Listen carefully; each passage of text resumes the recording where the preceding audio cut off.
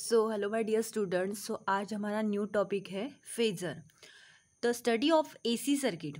AC circuit में हम phasor की स्टडीज करते हैं। जैसे अभी तक हमने ऑसिलेशन चैप्टर में फेज की स्टडी की है, जस्ट उसी से रिलेटेड हम लोगों को ये नया वाला कंसेप्ट पढ़ना है, फेजर वाला। अल्टरनेटिंग करंट, अल्टरनेटिंग मतलब एसी सर्किट का alternating current and alternating EMF, जो कि हम लोग ई से डिनोट करते हैं। अल्टरनेटिंग करंट मतलब आई से डिनोट करते हैं एंड अल्टरनेटिंग ईएमएफ मतलब ई से डिनोट करते हैं। As the rotating vector with the angle between the phase and the different between the current and EMF, this rotating vector it is called the phase. तो उसी vector को मतलब एक particular vector जो है वो रोटेटिंग होता है, बट डिफरेंट फेजेस के अलॉन्ग रिप्रेजेंट होता है। जैसे कि करंट रहेगा, ईएमएफ रहेगा, rotating vector it is called the phase. ये हमने फेज के बारे में देखा। अभी फेजर मतलब क्या होता है? The rotating vector represent a quality varying sinusoidally. Varying का मीनिंग होता है वेरी करना, चेंज करना। अगर मैंने जैसे यहाँ पे एक डायग्राम निकाले, ये अभी 30 डिग्री का एंगल है, तो हो सकता है वो 40 हो सकता है 50 हो, अनदर डायरेक्शन में वो वेरी होता है। साइनसोलिडली, साइनसोलिडली मतलब साइन वाला एक angle. With the time it is called a phasor, उसी को हम क्या बोलते हैं? फेजर बोलते हैं। And the diagrammatically represent it is called a phasor diagram. जो डायग्रामेटिकली रिप्रेजेंट करते हैं उसी को हम फेजर डायग्राम बोलते हैं। अभी देखो यहाँ पे मैंने एक फेजर की डायग्राम निकाली है। स्मॉल कंसेप्ट बताने के लिए मैं यहाँ पे एक्सप्लेन करती हूँ। अगर मेरे पास एक कोई एक्सिस है, अगर ये एक एक्सिस है मेरे पास, एक है मेरी वाई एक्सिस एंड एक है मेरी एक्स एक्सिस। अगर मैंने बोल दिया यहाँ पे मेरा कोई एक 30 का एंगल बन रहा है, ओके, ये थीटा वाला कोई एक एंगल है। ये जो एंगल का डायरेक्शन रहेगा यहाँ से 0, यहाँ पे +1 +2 समथिंग पॉजिटिव नंबर। देन नीचे की डायरेक्शन में +1 ये +2 सॉरी -1 -2, ये सब निगेटिव वाले नंबर। अगर मैंने 30 का एंगल बोल दिया साइन का, तो ये इस डायरेक्शन में, मतलब ये हुआ एंटी क्लॉकवाइज डायरेक्शन। ओके, ये एंटी क्लॉकवाइज डायरेक्शन मतलब अगर मुझे यहाँ पे पॉइंट मिल रहा है आई नॉट का, मतलब करंट का, तो मैं बोलूँगी कि इतना डायरेक्शन जो है वो मेरा I cos omega t, and then इस साइड का जो डायरेक्शन रहेगा I naught sine omega t. Already हमें पता है, अगर ये मुझे थीटा का एंगल मिलता है, थीटा के अपोजिट साइड में कॉस वाला फंक्शन बनेगा, एंड थीटा के मतलब परपेंडिकुलर जो एंगल रहता है वो रहता है साइन वाला। मतलब एक साइन थीटा के मैंने कंपोनेंट बना दिए। थीटा के कंपोनेंट मतलब ही होता है हमारा फेजर। यही इसी को ही हम बोलते हैं फेजर डायग्राम। ओके, अभी चलते हैं हमारे टॉपिक की। यहाँ भी मैंने इस डायग्राम में भी वही निकाला है कि ये अगर मेरा थीटा का एंगल है एंटी क्लॉकवाइज, अगर ठीक है, अगर मैं बोलती हूँ कि क्लॉकवाइज कोई डायरेक्शन रहता है, तो क्लॉकवाइज डायरेक्शन के लिए मैं ऐसा एंगल एक बनाऊंगी, देन यहाँ पे ये रहेगा क्लॉकवाइज डायरेक्शन। ओके, तब मेरा एंगल का डायरेक्शन ये वाला रहेगा। ये आपको समझना है। अगर कॉस का एंगल रहता है तो ये कॉस ओमेगा टी रहेगा, देन ये साइन वाला एंगल। एक क्लॉकवाइज डायरेक्शन रहता है और एक एंटी क्लॉकवाइज डायरेक्शन रहता है। अगर मेरी कोई वैल्यू आती है माइनस कॉस समथिंग, तो मैं इस डायरेक्शन में मतलब क्लॉकवाइज डायरेक्शन मिलूंगी। अगर मेरी पॉजिटिव वैल्यू है तो मैं क्लॉकवाइज डायरेक्शन मिलूंगी। Got it? अभी देखो, the phasors alternating current and alternating EMF incline the horizontal axis at the angle omega t and omega t में plus alpha the rotating anti-clockwise direction। अभी ये omega t plus alpha जब आएगा तब मैं आपको एक्सप्लेन करूँगी। फिलहाल के लिए आप लोगों को इतना ही समझना है कि ये अगर मेरा कोई थीटा का पर्टिकुलर एंगल है, तो यहाँ पे मेरे दो कंपोनेंट बनेंगे, एक कॉस वाला और एक साइन वाला। तो करंट का दिखा रही हूँ इसलिए मैंने आई नॉट और आई से डिनोट किया। आप लोग आई से भी डिनोट कर सकते हैं या फिर आई नॉट से भी डिनोट। सिर्फ आप लोगों को ये ई वाली डायरेक्शन, मतलब ई मतलब क्या होता है हमारा ईएमएफ, एंड देन करंट का डायरेक्शन यहाँ पे हमें डिस्प्ले करना है। अभी नेक्स्ट वाला देखो, उसी में the length of the arrow represent the maximum value I naught and E naught. So अभी मैंने जैसे बताया था आई और ई के बारे में हम लोगों को रिप्रेजेंट करना है, तो I naught and E naught alternating current. So अभी देखो अगर साइन फॉर्म रहता है तो I is equal to I naught sine omega t, E is equal to E naught sine omega t, ये वाई एक्सिस पर। एंड कोसाइन फॉर्म रहता है तो I is equal to I naught cos omega t, E is equal to E naught cos omega t, ये X axis पर रहेगा। ये दोनों बातें आप लोगों को याद रखनी है। अभी देखते हैं different types of circuit. AC circuit के कौन से डिफरेंट टाइप है वो देखते हैं। सो अभी आप लोगों को याद कौन से रखने हैं, जो AC voltage applied to resistor, एक पहले रेजिस्टर रहेगा, देन इंडक्टर रहेगा, एंड देन लास्ट वाला जो रहेगा वो capacitor, and carrying sinusoidal wave. So अभी पहला वाला कंसेप्ट देखते हैं, a voltage applied to a resistor. So अभी जैसे देखो मैंने एक रेजिस्टर यहाँ पे ड्रॉ किया है, ओके।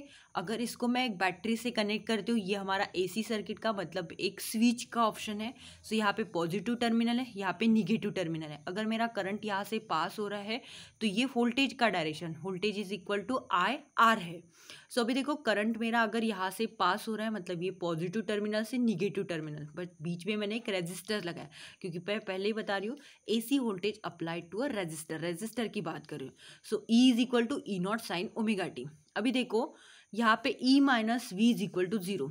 यहाँ से मैंने क्या बोला है, ई मतलब ठीक है, ई का डायरेक्शन है हमारा पॉजिटिव, मतलब यहाँ से मेरा करंट निकल रहा है, बट ये पॉजिटिव डायरेक्शन है। करंट का पॉजिटिव डायरेक्शन मतलब वोल्टेज जो है वी जो है पॉजिटिव से निगेटिव टर्मिनल में पास हो रहा है। सो पॉजिटिव से मतलब इंक्रीजिंग से डिक्रीजिंग हो रहा है, डिक्रीजिंग हो रहा है, इसलिए मैंने वी के जगह पे माइनस लिखा, ओके। देन अगर मैं अगेन मेरा करंट यहाँ से पास होके यहाँ पे देखो निगेटिव टर्मिनल है, देन निगेटिव के बाद पॉजिटिव टर्मिनल है, मतलब मेरा करंट यहाँ से पॉजिटिव टर्मिनल की तरफ जा रहा है। मतलब मैं बोल सकती हूँ कि ई की जो वैल्यू है वो क्या है, डिक्रीजिंग से इंक्रीजिंग हो रही है, इंक्रीज हो रही है, इसलिए पॉजिटिव ई। तो मैं इसको ऐसा लिख सकती हूँ E is equal to V, okay concept. So अभी नेक्स्ट वाला कंसेप्ट देखो, E is equal to I R. So ohm's law है, आई इज इक्वल टू, इसी को इक्वेशन को रीअरेंज किया, E divided by R. So E is equal to, E की value हमें पता है E naught sine omega t, R जैसे वैसे, आर मतलब हमारा रेजिस्टेंस है। सो अभी देखो आई इज इक्वल टू ये आई नॉट साइन ओमेगा टी, मैं इसके जगह पे मैं डायरेक्टली आई नॉट कंसिडर कर रही हूँ, ओके। सो अगर मैंने आई नॉट पुट कर दिया तो ये क्या होगा, sign omega t. So equation number 2 भी मिल गया। सो इक्वेशन नंबर 1 जो है वो आपको ये याद रखना है, E is equal to E naught sine omega t, and equation 2 जो है I is equal to I naught sine omega t. मतलब ये जो दोनों भी इक्वेशंस है वो हमें मिल गए हैं, एक ईएमएफ वाला इक्वेशंस मिल गया है और एक करंट वाला। ये दोनों भी इक्वेशन आपको अच्छे से देखने ही है, मतलब लर्न ही करके रखने। अभी देखो where E naught is a peak value of the voltage, मतलब एक पीक वैल्यू रहती है हमारी। सो पीक वैल्यू मतलब अगर मैंने ये ऐसे एक ड्रॉ कर दिया, ये हमारी पीक वैल्यू मतलब ये हुई उसकी पीक वैल्यू। सो ये ई नॉट के लिए होगा, ये माइनस ई नॉट के लिए, इसको हम बोलते हैं peak value, okay. So omega is a angular frequency, similarly I naught is equal to E naught by R. So ये कंसेप्ट मैंने यहाँ पे ही बताया, E naught divided by R मतलब होता है आई नॉट, तो वही उन्होंने लिखा है। कंपेयरिंग बोथ इक्वेशन, सो हम दोनों भी इक्वेशंस को कंपेयर करते हैं, इक्वेशन 1 एंड 2 को।